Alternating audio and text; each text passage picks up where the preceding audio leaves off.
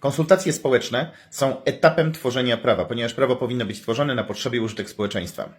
Nigdy nie zdarzyło mi się, by ktoś zapytał mnie o opinię w przedmiocie przygotowywanego prawa. Natomiast wielokrotnie słyszę, że jakiś ośrodek badania opinii społecznej na podstawie ankietowania 1000 tzw. reprezentatywnych respondentów przygotował sondaż, którego wyniki na przykład optują za wprowadzeniem określonych rozwiązań.